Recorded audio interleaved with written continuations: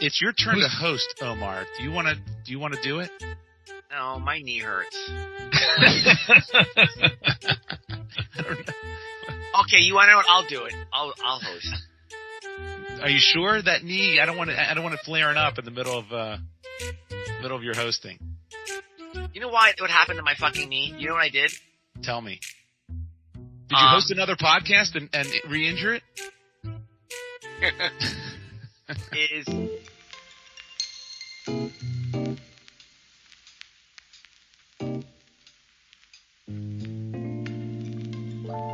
Josh. So Josh gave me guidance about being high energy. Is this your intro? When am I not high energy? I'm always high energy. Everyone, please welcome. We want to welcome you back to FTS. It's our episode number 52, which coincidentally is how old I'm going to be turning in about 6 months. Wow. Or something like that. Yeah. Interesting. True. And we're all very excited to be back. We're actually on a weekly schedule now.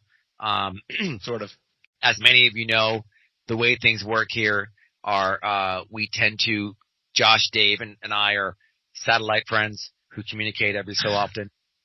And when we record, we talk about our observations or some of the experiences that we have in life, and we get advice. And sometimes it's helpful. More often than not, it's just mental masturbation. But I guess people find it to be interesting. So, Josh, can you go into all that email stuff that we say to people? Yeah, I knew you were going to pass the buck on that. I figured. Yeah, listen, we want to hear from you. We want to get your email. We want to know if we're doing things right or if there's something you want to hear us talk about. We'd love to hear it from you. So email us at friends@fts.media. That's friends@fts.media. Also, we would love for you to check out our website at www.friendstalkingshop.weebly.com, friendstalkingshop.weebly, that's WEEBLY.com, and also check us out on YouTube. All right, Omar, take it away. I mean, Josh mentions how he wants us to be better, and I don't know, he didn't want me to do this. He didn't want me to moderate. Josh, you wanted to do it yourself today, and so I'm doing it really First of all, I never said that. Well, David, did you not Dave, did I ever say that? That is the exact opposite of what we said. Omar, it's your turn to lead. Would you lead? And you said, no, my knee hurts. My knee hurts. Then you said, I'll do it. And somehow now Josh is like, I don't understand. You live in two different worlds. I guess when we said, Omar, it's your turn to host this week, you heard, Omar, you're not hosting. One of us is doing it. You suck at it. That's what you heard. No, I think my theory is when you say, Omar, if you're going to host, do a good job. He takes that to mean you don't want me to do it. Yeah. You're putting me in a box. Yeah. Yeah. Okay. That also implies, someone said to me today that, yes, we're particularly cynical about our investments. I'm like, and the other people who do this are not. So my point is, of course, every time I come out here, I give it my best shot. Well, maybe that's not true, but you're right. Actually, David, that's a fair point. I'm bringing the energy today. I'm very excited to be here. We have a lot of very, very controversial and provocative topics we talk about here involving socioeconomic strife. We're talking about, is ESG, is there a real future to that? Oh my God. And how much is Dave going to pull out his hair when Aaron Rodgers and the Jets go to the Super Bowl this year? Hey, well, can we pause on that for a second? I know that we have a format here, but I just watched Hard Knocks about an hour ago. Have you guys watched it yet? Yeah, I haven't started it yet. I want to watch it. Talk about mental masturbation. This show is a tribute to Aaron Rodgers like I've never seen before. Of course it is. It's like a rock video where he's, they're playing the song for him, and it's ridiculous. So, did you expect anything else? It's the Jets and it's Rodgers' first season there, and he's a future Hall of Famer. You think they're not going to fawn all over him? Of course, but I guess and we loved Aaron Rodgers, no question. But we got used to him. I guess I don't really appreciate how low the fans for the Jets have been, and this is such a a savior. Because to me, at the end, he was like, I don't know. He's got to do better this year. We kept putting expectations on the Jets. Man, he walks on the field. it's like they're in heaven. It's crazy. So Yeah. I think it's a much better version of Brett Favre when he went to the Jets. Yeah. Well, yes, no question. Favre had a lot of flaws that were deep, and that was true in Green Bay too. Rodgers is too, but it's not the same ones. They're not self-destructive. They're more kind of a. By the way, I think arrogant. so. I had this idea for an award. I want to give out an award every year to families who maintain living in New York City with children. I think they should be They should be applauded for maintaining a presence in the city. Similarly, I think that we should get the Podcast of the Year award. Do you want to know why, guys? Please tell We us. have a semi-successful podcast, and yet we don't talk about the two most important things in our lives, Which are? sports and work. First of all, we do talk about sports quite a Very bit. little. We just talked about sports. Well, we don't talk about I think what he's saying, we don't talk about as much as we Yes. would normally. I mean, It's not we a sports- disciplined ourselves. Yeah. It's not a sports podcast, and Right. it's not a serious podcast either. So there goes work. Yeah. Or our But we do sisters dabble. yelled at us. We dabble, yeah, right. We'll hear the wrath of our sisters, but we do dabble in those areas, Omar, time to time. Yeah. Can we still get an award? I agree with the award. I do agree. I'll take any award. yeah. Omar, are you going to keep this train on the track, or what's Despite going of that, on? we're still. No, we're on track. I just think that it's something that we should acknowledge to each other, and I'm very proud of the content we put out some of the time. So, but Josh, Dave, tell me how you're doing. How are you guys? How is your life? What is going on with you? Well, you said Josh, Dave. So which one of us would you like to? I'm going to go with my favorite, Dave. Yes, thank you. I The walked Rock. right into that one. The Rock. The Rock. Yeah, I'm doing okay. I'm here in Orlando, so once again, if my audio isn't great, it's because I'm in a hotel. But let me tell you my itinerary for the last 2 weeks. I've hit all the hot spots in the United States. It starts with St. Louis, a downtown trip to St. Louis, which then is followed immediately to Manhattan, Kansas, not Manhattan, New York. There's a Manhattan, Kansas. Yeah, that's where K-State. That's where is. the Wizard of Oz was. Yes. Is that right? Is that Yeah. what it's known for? The Wizard of Oz? No, you remember when the house flew up? That's where it landed. In Manhattan, Kansas? Yep. Yeah. I think the story is it landed in Oz, but it's Manhattan, Kansas, Kansas State University, which is a suburb of Manhattan, Kansas. Oz. Yeah, it's at the Lower East Side. Yeah. Yeah, right next to Chinatown. Right. And then I came home and then immediately went to Wisconsin for a week, and then came home, flew to Dallas, which I've been in Dallas for a few days, and now I just arrived in Orlando. So over the last 3 or some weeks, I think I've been in my normal sleeping situation for like 3 days out of the last 4 weeks. So I am doing fine, but I'm a little exhausted. I don't know if I can. You might have to lift me up with the energy right now. Plus, I just flew, so I'm pumped up on Xanax. So who knows what could happen on this episode? We got Loopy Dave. That'll be good. For Yeah, it's the best one. Yep, that is the best Dave. Or I could fall asleep halfway through. Yeah, either one. Yeah. So that's me. I do have a dilemma. Can I? Oh, just real quick. I do have a dilemma. Yeah. I would just sort of have quick hitters. Real quick. This is an easy question, but if someone said to you, "I'm going to schedule a meeting from 10 to 12 p.m." Yep. What do you assume is that? When is that? What do you mean? When is that? Well, 10 a.m. to 12 p.m. Okay, so you assume that's the morning. Yeah. Who's doing a meeting at 10 p.m.? Well, somebody heard. Hong Kong. No, someone scheduled a meeting from 10 to 12 p.m. and didn't show up because they thought it was 10 p.m. to midnight. Yeah, but midnight is 12 a.m. I understand that, but I thought it was interesting when you say it 10 to 12 p.m.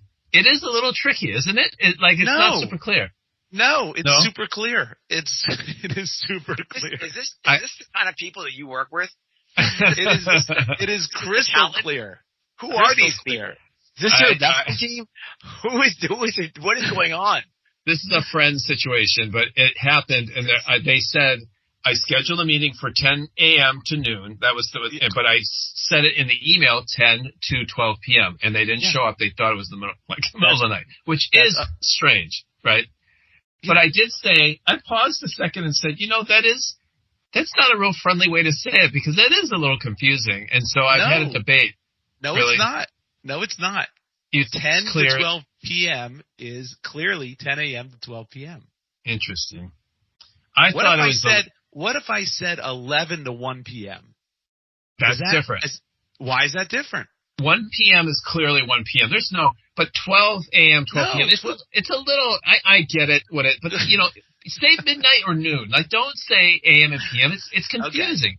That's fair. p.m. makes you think of night, and that should it's like midnight. And 12 a.m. is morning. That's more like noon. But I know that's not true. I just thought when you say it like that, it's a little confusing. Can we get back to your travel story again, please? I think it's the Xanax. Yes, you can. I just want to avoid my. Oh, all right. Yeah. So, all right, fair enough. So it's a not thing. Fair. I'm a dummy. All right. I don't find it confusing at all. Josh, how are you doing? I'm doing all right. I just got back from a trip. Also, I was in California with the family. So we had a family vacation, and I will that'll be part of my topic. But one of the things, I always load up my iPad with shows on flights. Too many, I bet.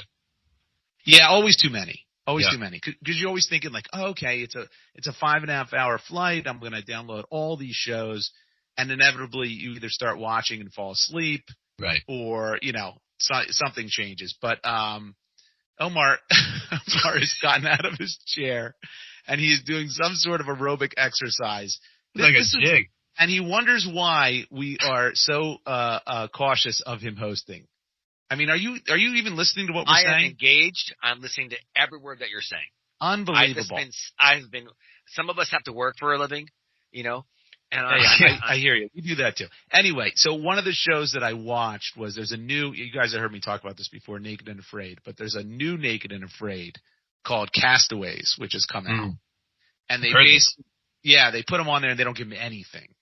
But one of the episodes that I just watched, they actually kill. They hadn't eaten it a little bit, and they kill an armadillo.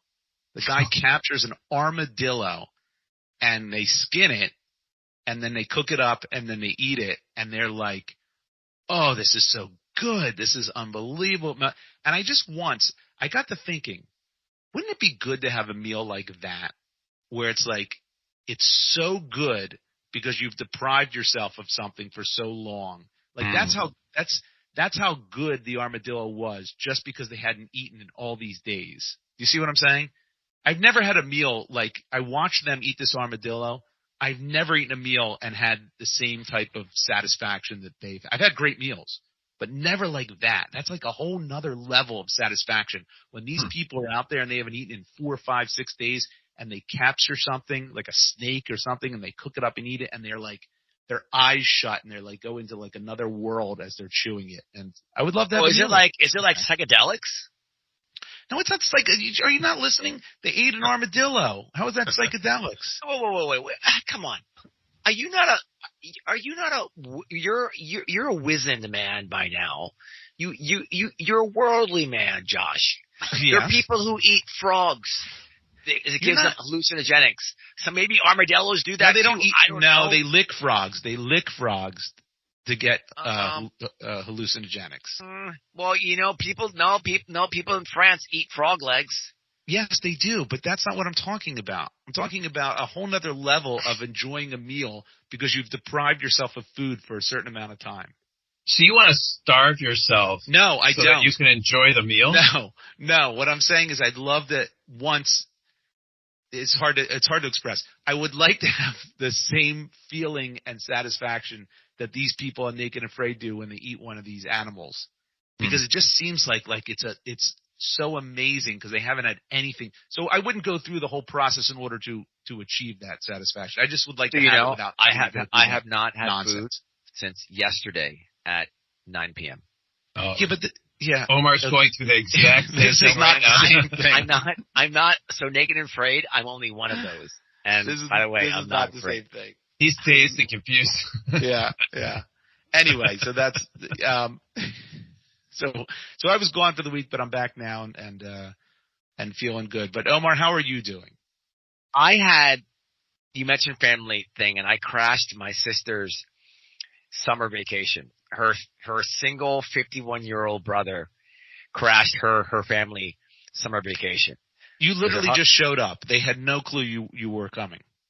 No. It was not planned that I was going to come, and then there was some allusions to them being open to the possibility. Oh, you started to hint at it. Potato. You know, but the kids were very happy to see me. Of course. And Uncle Omar's going to buy them stuff. Well, no, I wasn't really fun uncle on this trip. I was really, but it was lovely, but there were a lot of interesting things I noticed, and we had such a fascinating thing. It made me think about this. We were, one of my nieces, they're twins. Zara and Dahlia, and then there's my nephew, Gabriel. And, Zara her alarm goes off on her phone every 5 minutes for 4 hours. Why? And I remember I asked her about it once, and she goes, that's how I wake up. It's just I always and I press snooze and turn it off. I'm like, why do you have 4 hours? That's I'm crazy. not kidding. Maybe it's 3. Maybe I'm exaggerating. How old is she? How old is she? She is, I think they're 19. You're a good uncle. Yeah. I don't know. No clue how old she is. Them. No, they're 19. She's a sophomore now at NYU. Okay. She's 19.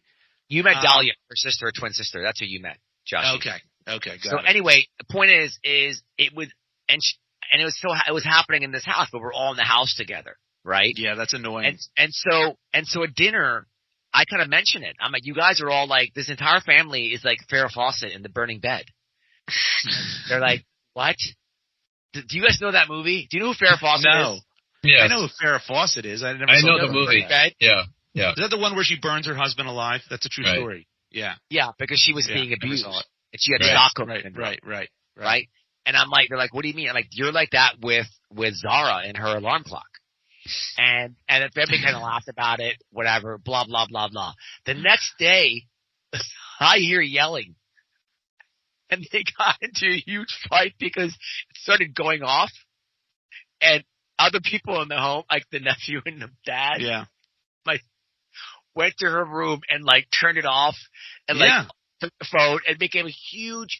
And it was they're going back and forth about it in the morning. And my sister looks at me, she goes, "You did this." There is an etiquette of how many times you can snooze, right? There's an etiquette. I agree. I don't know what it is. What's the rule of thumb? 5 to 10? No, maybe? I think the rule is 2.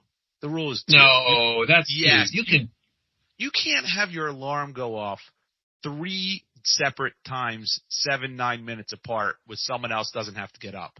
That's not fair. Well, okay, someone else is in the room. That does change the equation. Of course. Oh yeah, that's what I'm talking about. Point. Yes. That's the point. So when we went away for vacation, the 4 of us were in a room. And it's my wife gets up early and that disturbs the kids. And I set my alarm so I have to get up, and that obviously disturbs them. And then they're also huge thing. Yeah, it's a huge thing. We're trying to go to bed, and all of a sudden I hear stuff. My son's, watching TikTok, and I'm going, you got to turn that down. You're just not used to sleeping in a room with multiple people.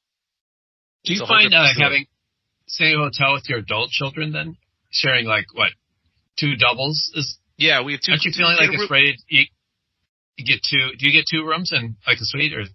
So what I try to do is get the two queens, and then try to get an upgrade when I go there.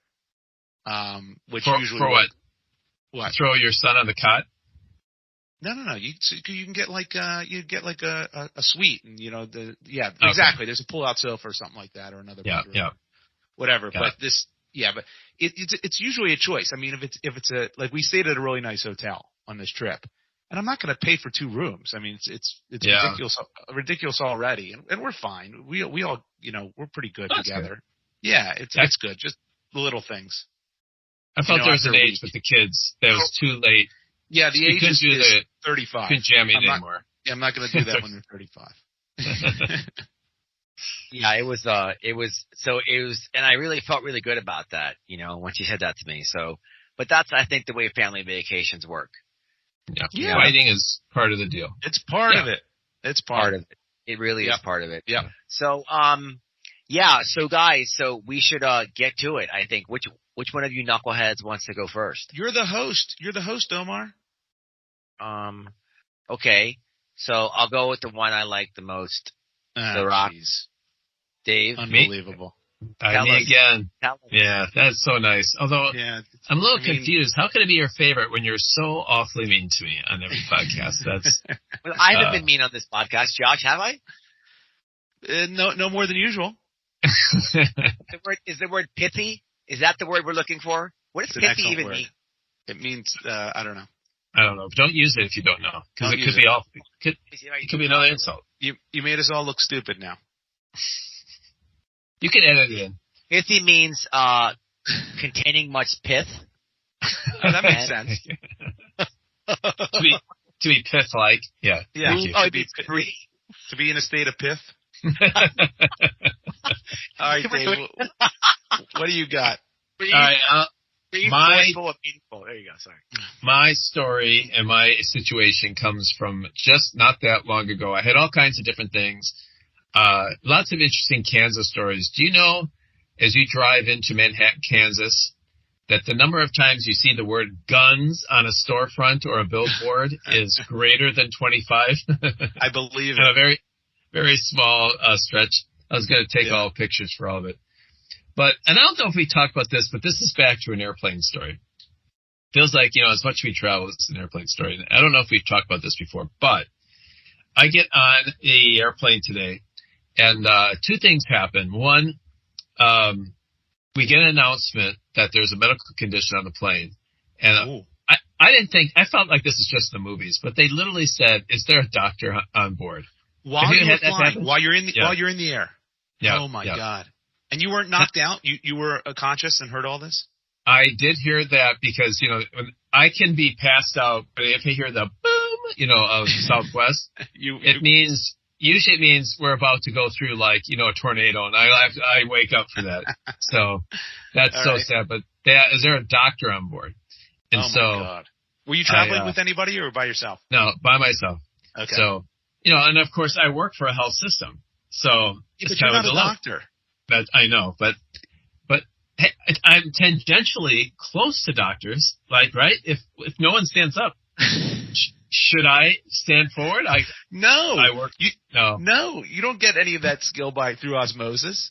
Oh, yeah. So finance doesn't. What was the medical emergency? Yeah. Maybe the person needed. Maybe they needed to have the Heimlich. Yeah. Or maybe they were over allocated bonds. They needed to have a more diverse asset allocation. That's possible. Right. Then you could have helped them. You definitely could have helped them. Wait a minute. What is this? Cash for a long-term portfolio? What's going on here? Yeah. So I did the right thing and closed my eyes and went back. Good idea. But then I was woken up again. A very nice woman. Not a small woman, but a very nice woman was sitting in the middle seat next to me. I need the window seat so I can put my head against it and pass out. Right? Yeah. And I turned to look because I noticed the smell. And I turned to look. This woman had bought a large burrito from Qdoba, Chipotle. Oh my God. And was eating it right next to me. Ridiculous. So now I'm awake again. Was she eating it with reckless abandon? He wasn't in other words, was she taking a bite and putting it back in and closing it, or letting it all the smells? No. Lid off, lid under floor, in the bag, just big. It wasn't a burrito wrapped in a thing. It was a bowl. So it's just all the meat and whatever. It's just there, and she's eating with a fork right next to me. No good. So I don't know what to do at this point. But I can't let this stand because that is breaking a social contract of riding on airplanes, right? Yes, but what are you going to do? There's nothing you can do. You just have to hope she finishes it and puts it away, and that's it. Well, okay. Wait, how far were you into this flight again? You said? I'm halfway. It's a 2 hour flight. We're about an hour in. Okay. Okay. So so she cracked open that bowl an hour in. Yeah, it was definitely in. Yes, right. We were. I don't know exactly. Look, it's really hard. Time is kind of a very fluid thing when I'm flying. Yeah, so, right. But it was not early. You know, it wasn't. We sat down and she popped this thing open. It was in. You know, she bought it, got hungry, decided like it's time to eat my burrito. Yeah. So my approach. Wait, can I ask some more questions, please? Yeah. About the plane? So was it a full plane? Yes. Southwest, which is Southwest. Not a pleasant No. experience. They pack you in like cattle. So did you say something to her? Did you? This is what I did. Oh, wow. So I looked at her and looked at the burrito, Yeah. and then I curled up against the window and took my shirt and put it way over my nose. A little passive aggressiveness. Passive aggressive. Yeah, That's a pretty good move right there. So, and I didn't say anything, but I good. I kind of curled to the side, and I have a black t-shirt on. The audience, half the time I see Dave, when he sees me, he does this same thing. And I don't have a burrito. It's just because of my aroma. Which, by the way, Omar, I'm wearing the shirt that's a crew neck again. If it was a V-neck, I would not be able to cover my nose as easy. So it would be very difficult. Very difficult on a V-neck. Turned out that the crew neck was good. So I put I was like, I look like some kind of a bank robber with my black shirt up to my eyes. And I just curled against the window and said nothing. So she... Did you have a COVID mask? Because that would have been a way to do it. I could have. I thought maybe there was one in my bag. I wasn't sure. Okay. And but I felt a need to express dissatisfaction with what was going on. You wanted to tell her in not so direct ways, hey, yes, this is not cool. It's actually kind of worse than that. I felt the need to say, look, if you're going to do something rude, I kind of want you to make people feel bad about it. Because if you're going to do something selfish, you should naturally feel kind of bad about it. So I didn't want to sit here and just let her enjoy her meal. I wanted, next time to say, I'd like some Chipotle, but last time that guy really did like the smell. Because it stinks on a plane to eat Mexican food on a plane. Anything that's heated. What percentage of the world do you think has that lack of self-awareness? That's ultimately what that is. This is a very large percentage.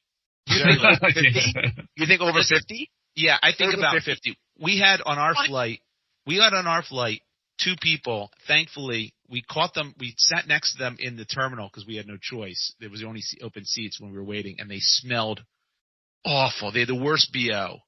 And you just sit there, and as they walk through the aisle, you hope they don't sit next to you. And they sat a couple rows away, and thankfully it was away enough.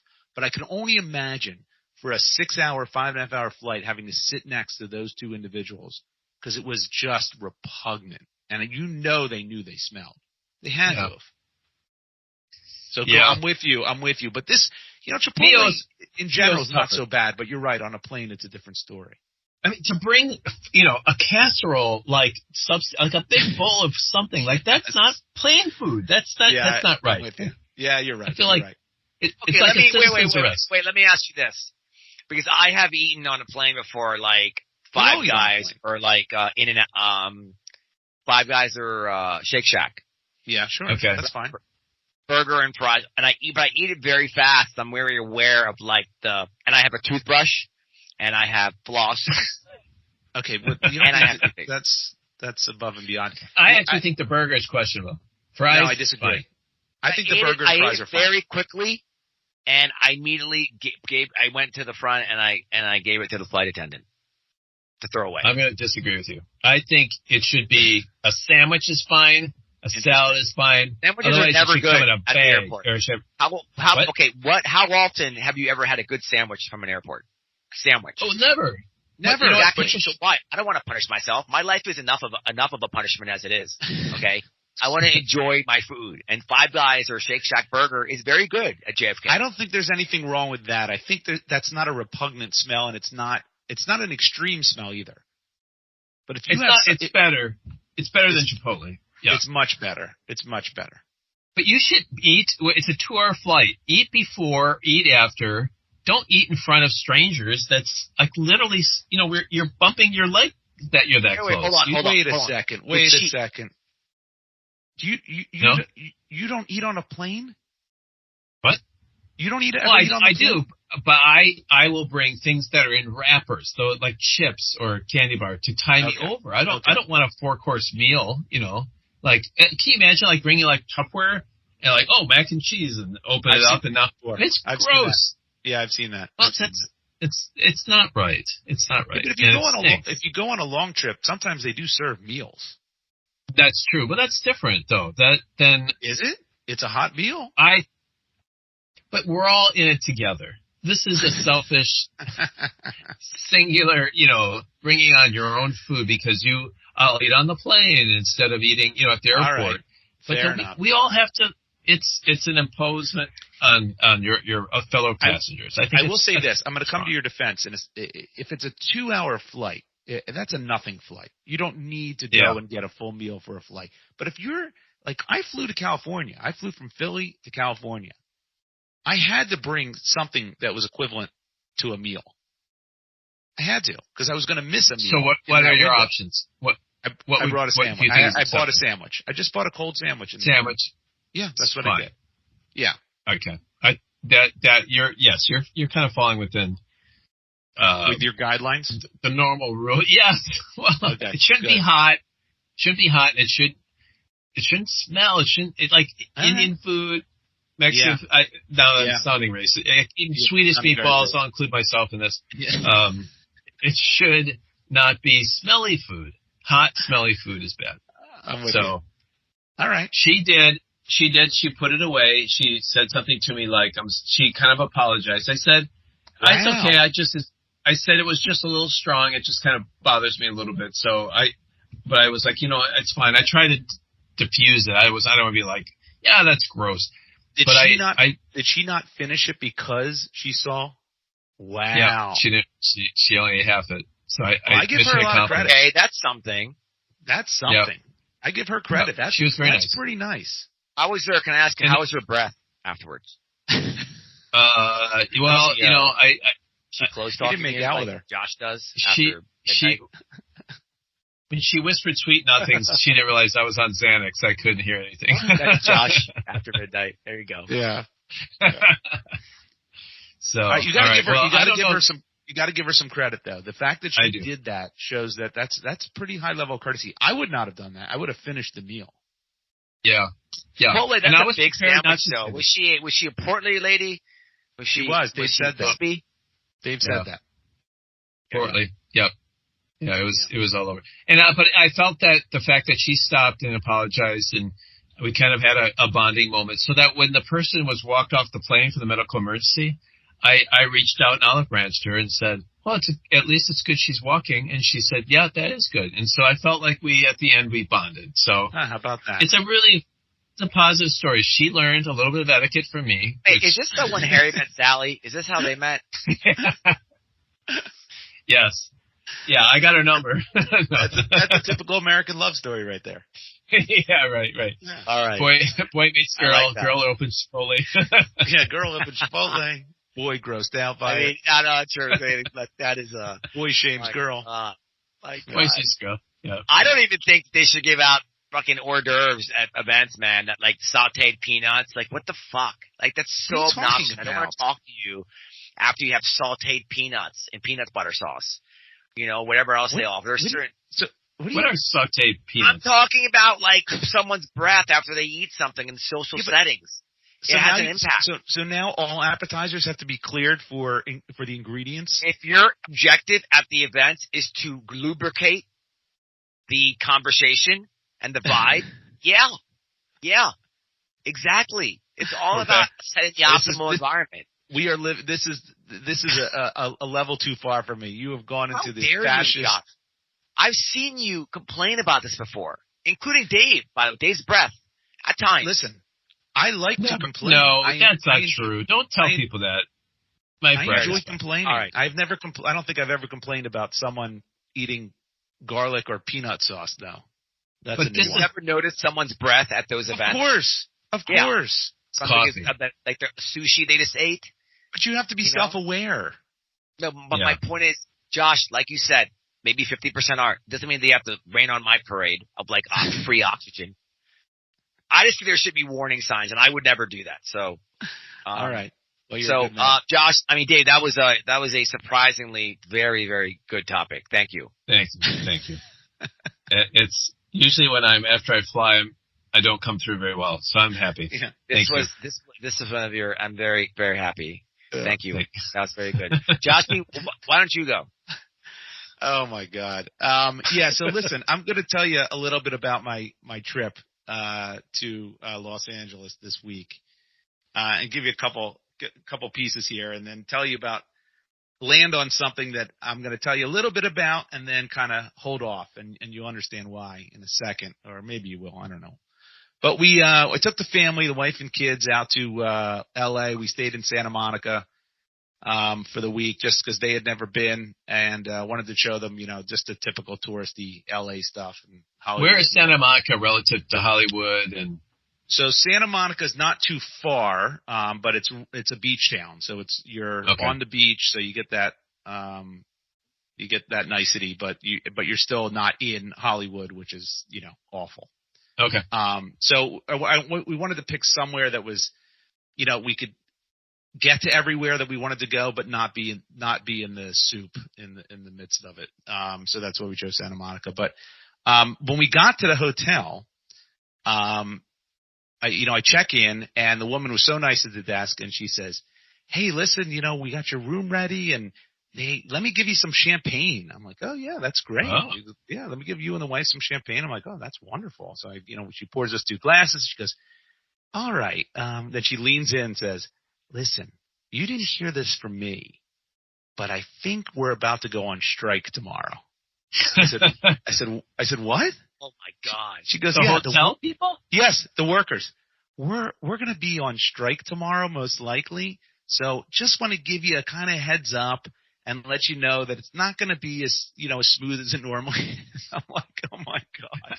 You'll get no service tomorrow. Yeah, absolutely ridiculous. And sure enough, by the way, they went on strike, and they were outside our hotel at 6:30 in the morning, banging drums on the megaphone, shouting for whatever the hell they wanted. And, I hope they get what they want, but it lasted the duration of our trip. It was unbelievable.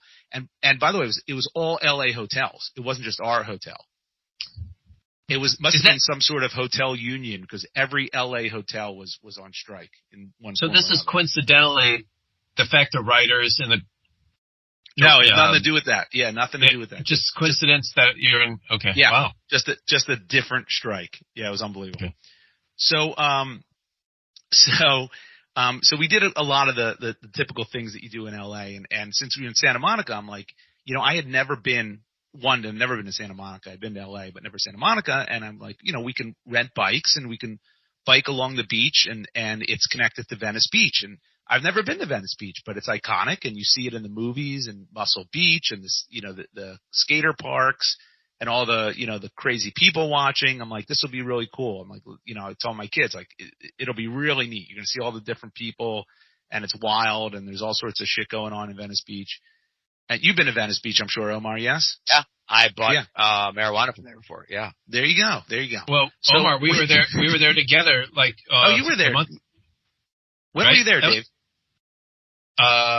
Omar and I were there together in May. That wasn't Venice Beach. That was Manhattan Not Beach. Venice. That's different. Oh, that was Manhattan Beach. Manhattan Beach is like really trashy. Venice is like. Well, I'm kidding. Okay. Not trashy at all. No, well, I'm telling my kids, I'm like, Venice Beach is like iconic, and let's go there. We'll take a picture under the big Venice sign, that hangs over between the two streets. So we bike down Santa Monica. It's really nice, and we're seeing all the people doing Pilates on the beach and blah blah blah. And we're biking through, and then we hit Venice, and it's like we went into the friggin' apocalypse. The homeless problem in LA is gotten out of control. It's awful. It's very sad, and we just see it's a sad scene basically. And when we were in there, my son's chain on his bike comes off, right? And of course it pops off right there. And my wife's already like, I want to go back to Santa Monica. I'm like, all right, why don't you and my daughter, you guys go back to Santa Monica. I'll walk with Jared. And this is a few miles away, by the way. It's not like it's right there. It was, we had to bike like 2-3 miles to get there. I'm like, I'll try to get the chain on and help him. Meanwhile, where he broke down, I look over and there's a homeless dude and he's lying on the sand 10 feet from us. No pants, no underwear. He's just out. And I'm like, oh my God, I'm like, all right, let's move, let's fix the bike somewhere else. Let's move down a little bit. And, I finally got the bike fixed and then we rode back. And so Venice was a little bit, disappointing. We went to Hollywood, of course, the Walk of Fame, and that was a shit show. I mean, I don't know when the last time you guys were there. It's not only is it crowded, but it's awful. It's gross. Yeah, it's just tourist trap stores. It's gross. Yeah. Yeah. I mean, it's like you're there for 5 minutes and you're ready to go. I mean, like that, that's it. You see the Man Chinese Theater and you're like, all right, that's it. We did the Warner Brothers studio tour, so that was really cool. You see behind the scenes and back lots and shit like that. And then we went to Sequoia. You ever been to Sequoia National Park? There's lots of trees there. Yeah. So they have the tallest tree, the biggest tree in the world. It's called the General Sherman. And we drove there. It took a while to get there. And what's amazing is you stop and then you get out and then there's a trail. It's like a mile trail where you go down and then you can see the General Sherman and come back. But you're at like a real high elevation. You're like 7,000, 8,000 feet high. And it's not easy. I mean, you're especially walking back as you're walking uphill and you like feel it. You feel it. Well, there's people, we do it. We see the tree. It's unbelievable. I can't even put it into words how amazing it is. It's ridiculously large. It looks fake. Like how could a tree be this big? It's unbelievable. But as we're walking back up, you feel it and you're like, oh my God, you're like, your shortness of breath and you get up to the top and, finally there, and I'm seeing people and there's people there like smoking and there's people smoking, there's disabled people, there's people with like newborns. And I'm thinking, what are they doing? Why are these out of shape smokers? Do they really think they're going to walk the in this elevation, the mile trail and come back up? I mean, there were people in very good shape that were just huffing and puffing on the way back up. It was unbelievable, but people are funny that way. So then one of the last things we did, and this is what I want to get into, is I happened to get tickets online. I wanted to show my kids like a live taping of a show. I thought that'd be really cool to see. But since the writer's strike, nothing's on. But the only thing that is on is game shows. And so I got tickets to The Price is Right. Wow, that's cool. Oh, that's fun. Right? Now, how'd you get those tickets? Yeah, so you get them online. Participant? Everyone's a possible participant. Everybody. Yeah, okay. Oh, yeah, so there's an element of... Oh, that's so cool. Okay, so listen to this. So we go to now The Price is Right has 3 tapings a day. And I got the taping for the 2:30. I'm dying right now. I'm dying. Why? It's so exciting. I'm not kidding. I would love to be on a game show.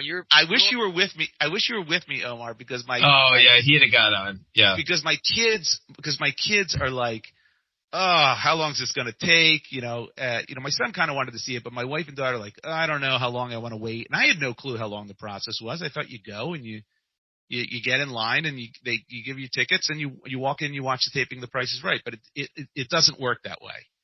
And we had showed up late, and I thought for sure we're not going to get in because it says 2:30, but you should be there at least 2:15, and we showed up at like 2:35. Mm-hmm. And so we're at the end. We see this real long line, and we get to the end of the line, and I'm like, okay, guys, we might not be here that long anyway because I don't think we're going to get in. This looks like a lot of people. And someone with like a headset comes over to us and says, can I see your tickets? I show them tickets and they said, okay. And they gave us a number. They said, here you go. And I'm like, oh, are we going to get in? They're like, oh yeah, you're getting in. If you have a number, you're getting in. I'm like, oh, this is so cool. So we had to fill out paperwork and all this other stuff. And then I'm looking, every one of these people, and I say everyone, I mean really like 70%, but it felt like everybody, all had like pick me shirts on, or right. I love Plinko, or, hole in one or two, or, because you got to stand out. Yes. They're looking for people. Yep. You want to talk about some weird ass people. Go to sit in line for The Price is Right, and you're going to find the weirdest people you've ever met in your life. These people are nuts. They're nuts. There were people that we met that literally just got on a plane to go for the taping. Mm. They got their tickets. They got on a plane to L.A. I mean, there was a husband and wife behind us, an older couple, and they had gotten on a plane from Seattle. Now, it's not as far as, from East Coast, but nonetheless, just to go to the taping. So they came right from the airport to the taping, and then they left the next morning. Wow. It was unbelievable. And there were multiple people exactly like that. And everybody is trying to stand out. And so they're just bouncing up and down, and they're going nuts, and they're just screaming and yelling. And I'm going, this is too much. This is insane. But we were out. What's crazy is we were out in the hot weather for hours. We filled out our waiver, and it took hours to process us. How hot? And hot. It was close to 90. Okay. And so it's in Glendale, so it's not by the coast, so there's really not a lot of breeze, and it's a little bit more humid. Yeah. But it was, and what's crazy is they switched. They're no longer in Television City, and they're in Glendale, and they process all the people, all the people who come see the show, at the church next to the. It was like a Korean church, so we were in like a Korean church prior to going over to the taping. I'm thinking like, boy, this is the magic of Hollywood. This is ridiculous. So they bring you into a large room. And then they take your picture, and then you sit in this waiting area, and then they have on screens they play reruns of The Price is Right, right? And these people are so psycho that they are cheering loudly for the contestants on the rerun that they're watching. And I'm going, what? And they're dancing like they want it. They're dancing on their seats, and then they're screaming out prices, and I'm going, What is wrong? What is wrong with these people? So then they interview us. So they take us in groups of 5 to interview you. Wow. I think it was 5 or 6, whatever it was. Maybe it was a little more, but because it was my wife and kids, and like 3 other people with us. So there you go, that's 7. And they started with me, and they're like, okay, where are you from? What do you do? What are you doing here? Blah blah blah. And then they go to my daughter, and they're asking her a bunch of questions, and they said to her, so, do you watch The Price is Right? And my daughter goes, no, never seen it. I'm like, what are you doing? Oh, that's a winner. That's not the right answer. She said, I got to be honest. I mean, it was ridiculous. And so there was, even when you were in line, I forgot this part, there was this kid comes out. He's basically a kid, and he's got a headset on, and he goes, hey, everybody, my name's Griffin, and it's Griffin with an I. And you guys doing all right? I want to make sure everyone's all right here in line. And then people are like, hey, Griffin, what's going on, Griffin? They're trying to I'm like, this dude makes no decisions. I don't even know what you're doing, trying to impress Griffin. But this guy is the lowest man on the totem pole here. He's making no calls for this show whatsoever. It was ridiculous. And so it's cool. Then they eventually bring you in. Do you think that Griffin is that happens to him every day?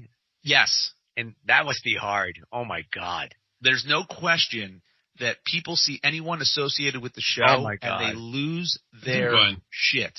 Oh, they my lose God. it. Because they think that Griffin will tell someone else about them in line that, hey, little Timmy's got to be on the show. He just, he spelled my name wrong, and it was hilarious. And so it's like, oh, you got to be kidding me. It was unbelievable. But this is what I'll tell you.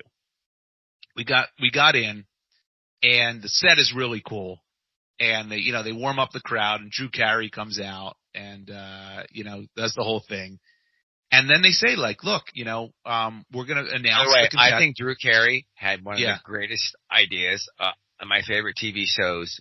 Whose Line Is It Anyway? Yeah.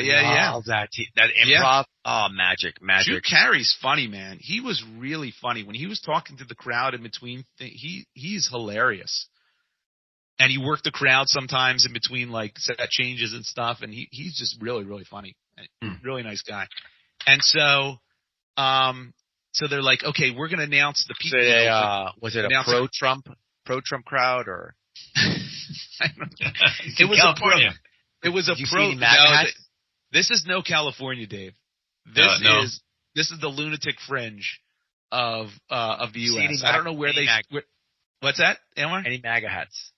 No MAGA hats. Oh wow, I'm surprised. No MAGA hats. Plenty of Price is Right shit. Everyone was wearing, and there were groups that were all wearing matching outfits. Yeah, the families, wear the same shirts, and meanwhile, it's my wife and I and my 2 kids, and we're just dressed like, because we went to La Brea Tar Pits before this. We were just out and about, and whatever. And so it was like, okay, we're here at the show, and it's unbelievable. Well, tell me they picked you. Yeah, I'm not going to tell you anything, Dave, because I can't. I'm not at liberty to tell you anything, because everything that we signed said. That we cannot talk about anything about the show. What? Are you serious? I'm not going to tell you anything. I can't tell you anything. No, it's true. But by the way, what I will say is this show, the show that I I had tickets to, airs on October 24th.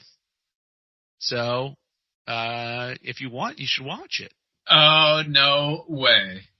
I don't know anything. So I don't know. I can't. I signed a thing. We all signed paperwork. We're not allowed to discuss what goes on at the show until it airs. So everyone in that crowd can't talk about anything until it airs. Wait a minute. Is that a new washer dryer behind you back there? It's a dinette set. And an ottoman, strange ottoman just standing there too. But anyway, I thought I would at least give that teaser, let you know. Wow, October 24th. I'll forget, so you're going to have to remind us all. But that I went to the show was a very cool experience. We met a lot of weird people, and people are nuts. And if you want proof of how crazy people are, just go and stand in line for The Price is Right, and that alone is a show. It's really unbelievable. In our interview, I will tell you this. In our interview, there was one single girl there. And they asked her, like, who are you here with? She's like, well, I was supposed to be here with my boyfriend, but he dumped me right before this. So I came alone. Lies. Oh, God. And there was another woman says, yeah, that's what I thought too.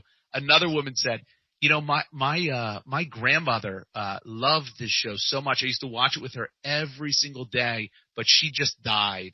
And so I've come here, on her behalf. I'm like, is it? You think they haven't heard? I wonder if you said something like, I came here because I lost a bet. And, like something like that. That would actually help.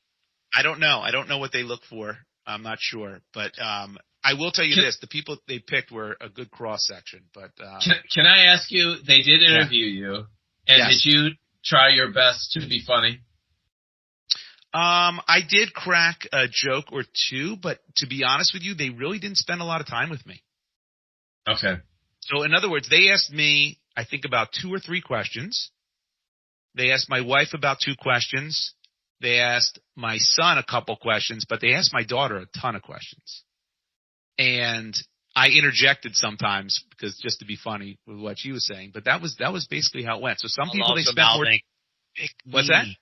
While also mouthing to them, pick me. He's crowding out his daughter. It's I'll funny. Answer that question. It's funny because they're like, hey, what do you do? And I tell them, like, where are you from? I'm like, from outside Philadelphia. But then they ask, like, this one girl, like, where are you from? She's like, hey, I'm from blah, blah, blah. And I love coming here, and I can't wait to be on The Price is Right. And, like, settle down. Yeah, maybe they don't want that anymore. Calm down. This is so over the top. It's so crazy. I love that music, man. I had an awards ceremony once after a trip I did in New Year's in Tulum, and I created awards for everyone in the house, and I played that music at the beginning. Bow, Oh, there you go. It's fun. Yeah, it's iconic, that music. I would love iconic. to be a game show host. That'd be my dream. Well, listen, you're not. You're going to have to work on your podcast hosting first, because I think game show host is a little harder than what you're doing here, and you're not exactly nailing it. Oh, okay. That's a sub job. Oh, you just crushed history. Did that knock you down a few pegs? Yeah, that's okay. Listen, part of being in show business, it's not the small show, right? So what I'll tell you, and I'll wrap up real quick, is that if you want, you should watch on October 24th, and maybe after that I can tell you a little bit more about what went on behind the scenes there, which I think is definitely some interest, but I can't do it today. So you are legally obligated to not say anything else, but you can say, hey, watch October 24, wink, wink. That's okay. There's no winks. That's just when the show I was watching will be broadcast. Okay. I don't know. It feels like there's winks. But all right. You can read into it anyway. Exciting. That's exciting. Yeah, right. Omar, what do you got for us? Bring this baby to a fitting. Yeah. So I was at dinner last night with a friend of ours that we all know. Let's call him. Huh? You're gonna out this person. Maybe this person doesn't want to be outed. Okay. Well, it's a friend of ours, and his name starts with a C. Okay. Yeah, I got it. So, and he's there. I had dinner with him and his two boys, and my friend, who I love very much. Anyway, we go to the bar. We have to wait. We're going to my favorite pizzeria. Yeah. It's called La Santorcina. And, okay. I order a drink. I text him, the bartender gets me a drink, my old-fashioned shaken, not stirred on the rocks. And then I have one of those. This is in New York, Omar? This is San Juan, Puerto Rico. San Juan, Puerto Rico. And I say, does anybody else want anything? And no one's like, no. And C says, I don't drink alcohol anymore. I'm like, oh, this is going to be a wow. Right? And then my friend Yanib, is the same way. And then his kids aren't going to drink. So I'm thinking to myself, am I going to be the only one drinking tonight? And we had dinner, and that was the case. And so that was one thing. I'm like, is it weird that I'm drinking? So I had 3 glasses of wine on top of them. So I felt a little awkward, but I guess I kind of embraced it. So anyway, we get to the end of the dinner, and I ordered more appetizers than we needed. And here's my question to you, okay?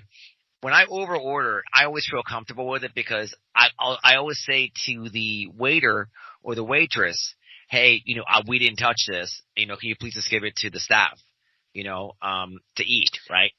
But now I've done it before. They love it. They do. Yeah, except they don't know that you didn't touch it. No, that's not my wait. That's not my question. So, and woman goes, well, yes. That's one of my answers. I'm already criticizing something you did. But before she came to get it, it was a cauliflower dish, and I kind of picked at the edges.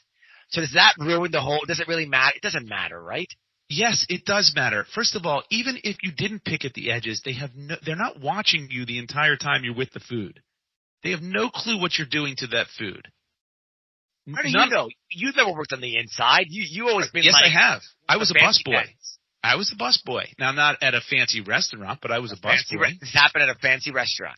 They're not going to eat the food. David, what do you think? Do you think they threw it no out? No chance. Well, I'm wondering, do you know that when you send it back and say share it with the staff, they're like, oh, thank you. That's awesome. Of course they're going to say that, but they're not going to eat it. I don't agree. I think half of the people who are work there take it home with them, and half say no fucking way. There's zero chance any of them are eating any of it. There's zero chance. Zero chance. Just like there's zero chance of UFOs, Josh. Is that the kind of zero chance you're talking about? Listen, zero chance. They would prefer that you said not ordered it and give them the tip. Give them a tip equivalent to what you bought in that dish. That would be a better alternative, I would imagine, if you asked any server. Do you want my leftover cold cauliflower? No, untouched. But it's still. But you said you touched it. Untouched, but touched. Sometimes. Imagine touched like I'm a Catholic priest. Little boy. Oh, geez. Omar, let me bring this back. No. To some normalcy. Let me bring this. Sorry, that was Omar. Too Would you ever eat someone else's dish yes. that you're I did not this- sitting a with? stranger? Yes, I had dinner with a friend of mine. His name starts with a T in Chicago. Yeah. And we're waiting for a drink at a bar, and there's two people next to us, and they ordered these like fried artichoke chips. Right. And he only ate like half of them, and they smelled really good. And they left, and it was 3/4 left actually. And I asked the bartender, if I ate these, is that weird? He goes, no. I'm like, is it okay if I ate them? And I asked our friend T, he goes, I don't care. And Yeah, so I ate them, and they were but delicious. that's not weird, and I'll tell you why. You were sitting next to them, and it was if you had shared the appetizer anyway. Plus, you probably saw them the entire time. What? They were leaving as we were getting there. Oh, they were leaving as you were getting there? Yeah. Yeah, that's weird. I'm going to go back. That's weird. I would not eat that. Or how about this? What if you were walking to your table and you saw some chips sitting on a tray that was starting to collect? Would you be like, oh, do you mind if I just take this to my table? You're just going to throw it away anyway. If I'm in a hotel and there's room service tray outside, and on the floor? But no, not on the floor. I have standards, okay? Only on a tray. If it's on a tray and I glance at my hand, if it's French fries, I will take French fries. No. Yeah, of course. No. Josh, think about it. How often is a stray French fry touched? That's not grabbed. Very rarely. You're not getting it. You're not getting it. I'm not saying that the chances are good that someone rubbed it on their genitals and put it back on there and then put it out in the hallway. That's not probably what happened. That's not 0%. Yes, it's possible. Well, that is possible. It's a greater than 0% chance, but it's probably very improbable. Oh, price. We call those people the Price is Right crowd. Yes, that's exactly right. That's this crowd. Yeah, I'm not eating anyone else's food, even if it's perfectly. No. Would you eat my food? If I was sitting at a table with you and saw you eat it, and then yes, I would eat off your plate, of course. Mashed potatoes? No, not mashed potatoes. You're right. Yeah, mashed potatoes are tricky. That's tricky. If it was mashed potatoes and there was a center dish, it was like a family style, we all were serving ourselves mashed potatoes, of course I'd eat that. If we were sitting at a table and you walked in from another room, like you went to the restroom and you came back with a plate of fries. Would you share a glass of water with me? No. Why would I have to do that? I would only do that if we were like hiking or something, right? Yes. If we were hiking, yes. David? What's the scenario? You're hiking with Omar, and he has a bottle of water and he hands it to you. Yeah. Now, have you been smoking? Yeah, that might make a difference. Listen, you cannot eat someone else's meal at a restaurant. And there's no way any server is eating your meal that you're saying, I didn't touch, you guys can have this. It's not happening. They'll say they are, but they'll take it right in the back and throw it out. I think that's right. Yeah. I don't think you're right. Let's ask 10 people who have worked in restaurants, and I promise you, at least, I'll make you a bet right now. Let's ask our listeners. How about our listeners email us and tell us what they think? Who's right on this one? Because we're at an impasse. You're always trying to tie in something with the show, Josh. That's how this works. We're doing the show right now. We're not selling them. There's no cliffhanger here. We got a little bit better. I guess we have a cliffhanger, whether or not you were called up on stage. Right reference. Cliffhanger. Yeah. I'm just telling you, there's no way some dude in the kitchen is going, hey, guess what? There's a really nice, weird person in the... I think if Omar. I'm a regular there. Okay, whatever. It doesn't matter. They work at this restaurant. They've had all the dishes on the menu. They can probably eat something if they want to. Yeah, that's right. It's sitting there in the untouched. Of course they can. They're not taking. First of all, your dish sat on your table for 45 minutes, an hour, however long you've been there before it goes back. Also. Yeah. So you guys, I had 2 restaurant topics to talk about, and that was one. The other one's actually much more important. So I buried the lead here. So I think I may have completely had the greatest idea ever. Okay, for the food and beverage industry. Go ahead. Are you ready for this? Yeah. So I'm in the restaurant in Martha's Vineyard, and I look at the menu and I see the appetizers and the entrees and the desserts. Yeah, that's what's usually on the menu. Like that movie, Cinderella Man or Rain Man or whatever with the numbers. I start seeing all these numbers and like algorithmic formulas and like trilogy and like Pythagoras theorems and stuff like that. And I have it. It hits me. A restaurant should have every day. They have a special combination of appetizers, entrees, and desserts. 3. And if any person in that restaurant that night orders that precise combination, they eat for free. I love it's a thing. You know what? I hate all your ideas. I actually love this because it's fun and it causes people to eat dessert and appetizers that they might not normally order. It's better. So then I'm like, man, if I had a restaurant, and then I'm sitting with my nieces, I go, wait a second, I do have a restaurant. And I realize I have a restaurant that I'm an investor in New York. Do you know what the name of the restaurant is? I'm not kidding. I'm not making this up. Casino. I swear to God. So that's perfect. That's perfect. To the guys who run it to give them the idea. And my friend Mike's suggestion was you can offer each person, if like it's you, Josh, having dinner with Dave, do you guys want to roll the dice tonight? And if that, you pay a $5 difference, which is a tip for the waiter, either way, and then you can try and pick a combination. Wait. You have to pay to even play the game? Well, maybe. I mean, we're going to tinker around with models, but that's one way of doing it. No. Okay. No. Okay, well then fine. Well, this is the part of me bringing it up. Like, what do you think? I love it. I think it's an amazing idea because you're going to It will go viral too. It will go viral. Can I clarify the rules?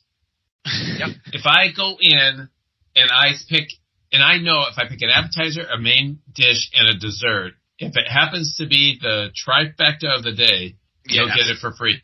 Everybody who picks that happens, or just the first? No. Everyone at your table who orders that exact combination. Everyone in the.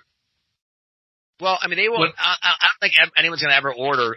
What? No, I mean, everyone's going to pick their own combination, right? Here's the problem. But I'm just saying, if I walked out of the restaurant and say, "Hey, Bill, go order exactly the chicken fingers and the yeah." So actually, I think part of the will there be people who try and put of course, but I mean, you deal with them and they're never invited back. I mean, but it's worth it. You can't do that. You can't do that. Here's what you do. You have to change it up. Every time the combination hits, it automatically gets changed to a new combination.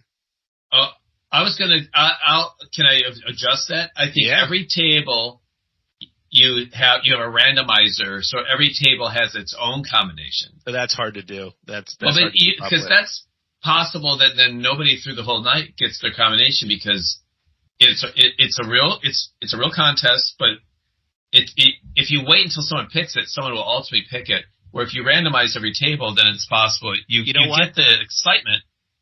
I kind of like that. So long as you prove to the table, you can show them, hey, by the way, here was after they ordered, here was the combination. So it's like if you have an envelope, if every server has an envelope. Yeah, like Clue. With them, exactly like Clue. Okay. And they guess it. And then you show them afterwards, sorry, this is what we were looking for. Then it's legitimate. Then it doesn't look like you just said no. Yes. Or, and we just didn't want to give you anything. I love it. I love the idea. There's a way to do it. It's casino because you could have you have playing cards. You could say, hello, I'm going to put the 3 playing cards down. You order, and then you could flip them over at that table to see if anybody got a free meal.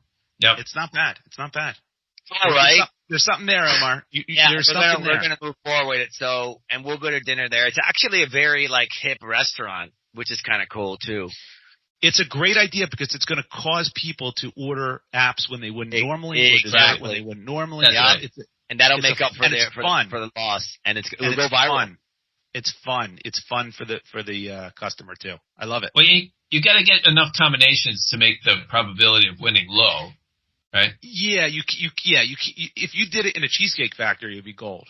You know what? Actually, you create scarcities. You it's up to 10 each night. Like Raoul's with their burgers, they only serve 10 burgers a night, and so that way there's scarcity, which actually increases value.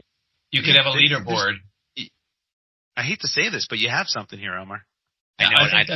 I can see you look so unhappy for me, which is great. It makes me really happy. I think you. think you've come up with something kind of But clever. it's like everything, Omar. You have like ideas, but it's raw. But you need the two of us to like refine it into like a good idea. We got to smooth it out. We got to smooth it out. Yeah. But there's something there. I love it. I think it's a very brilliant Thanks, concept. guys. Well, I'll definitely follow up with that too. Any passing thoughts? Any updates you want to give anybody? Any emails you want to talk about? I didn't get a chance to go. We got so many this week. I didn't get a chance to go through them. We'll go through them for the next episode. But if you want to get into that queue, it's friends@fts.media. Hey, let us know if you think servers are actually going to eat that dish that Omar sends back for them. I'd love to hear people's opinion on that. If you get a chance. Friends@fts.media. Yeah, you guys, and can I just say thank you to each of you for continuing to slog through this. It's very difficult. You guys have lots of responsibilities, and you guys carry me every time. So thank you again for putting out with me, moderating, or whatever this is called, emceeing. It's called hosting. Hosting. And our listeners, thank you for putting up with us yet again. We'll smell you later. See ya. Bye, everyone.